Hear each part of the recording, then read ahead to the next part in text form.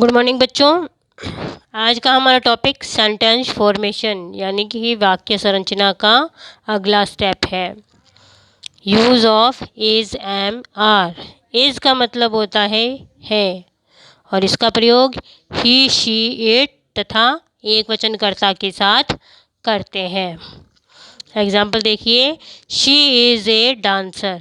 तो शी का मतलब होता है वह, फेमिनाइन जेंडर यानी गर्ल्स के लिए लगाया जाता है, स्त्रीलिंग शब्दों के लिए आता है, स्त्रीलिंग के लिए आता है। और शी के साथ हमने यहाँ पर इज़ लगाया है, तो शी इज़ ए डांसर यानी वह एक नृत्यांगना है।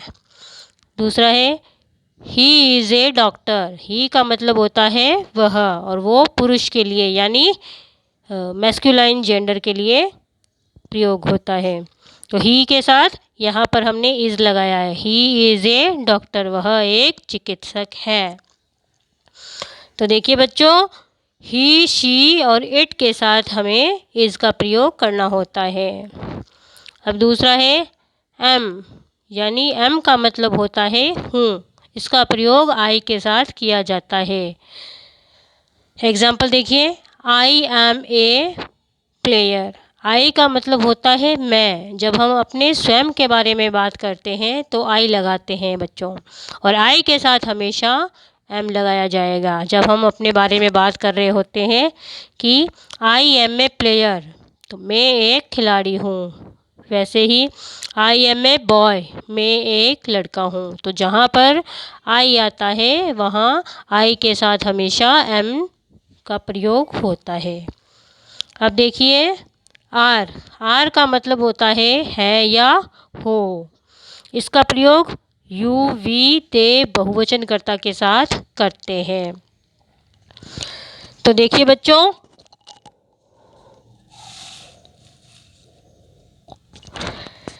आर का मतलब मैंने बताया है या हो। अब इसका एग्जाम्पल देखिए, you are a good girl. You का मतलब होता है तुम, और आर का मतलब मैंने बताया है या हो, और गुड गर्ल यानी अच्छी लड़की। एक को हमेशा एक चीज़ के लिए, एक वस्तु के लिए, एक वचन के लिए लगाया जाता है। तो यहाँ पर you are a good girl का मतलब हुआ तुम एक अच्छी लड़की हो, तो यहाँ पर यू के साथ आर का प्रयोग हुआ। दे आर लॉयंस, यानी वे शेर हैं। दे का मतलब वे, दे आर लॉयंस, दे के साथ भी आर का प्रयोग हुआ है। वी आर गर्ल्स, यानी हम लड़कियां हैं, तो यहाँ पर वी के साथ भी आर का प्रयोग हुआ है। तो बच्चों देखिए, इज़ का प्रयोग ही शी इट के साथ, और एम का प्रयोग हमेशा आई के साथ, और आर का प्रयोग हमेशा यू दे वी के साथ किया जाता है। अब सेंटेंस फॉर्मेशन का अगला स्टेप देखिए, यूज़ ऑफ वाज वर। तो वॉज का मतलब होता है था। वॉज का अर्थ होता है था, और इसका प्रयोग पास्ट टेंस यानी भूतकाल, यानी भूतकाल का मतलब जो समय बीत चुका है उसके लिए। तो इसका प्रयोग पास्ट टेंस में ही शी इट और आई के साथ तथा एक वचनकर्ता के साथ करते हैं।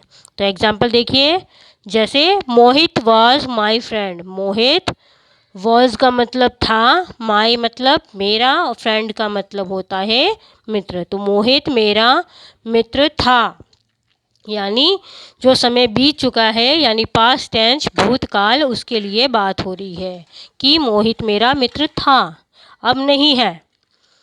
तो अब दूसरा देखिए, he was eating his food. वह अपना भोजन खा रहा था। He was eating his food, वह अपना भोजन खा रहा था। तो देखिए बच्चों आगे, वर। वर का अर्थ होता है थे। वर का अर्थ क्या होता है? थे, और इसका प्रयोग पास्ट टेंस, यानी इसका प्रयोग भी वाज की तरह पास्ट टेंस की तरह ही किया जाता है, पास्ट टेंस में ही किया जाता है। और इसका प्रयोग यू वी दे और बहुवचनकर्ता के साथ करते हैं। एग्जाम्पल देखते हैं, दे। दे का मतलब क्या होता है? वे, और वे क्या हो गया?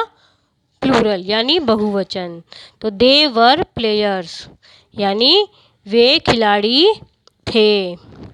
और यू वर हैप्पी तुम खुश थे। यू मतलब तुम, यहाँ पर यू के साथ भी वर का प्रयोग हुआ है और दे के साथ भी यहाँ वर का प्रयोग हुआ है।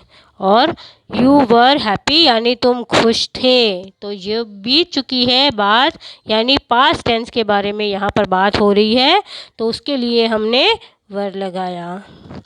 तो बच्चों, आज का हमारा टॉपिक सेंटेंस फॉर्मेशन यहीं ख़त्म होता है।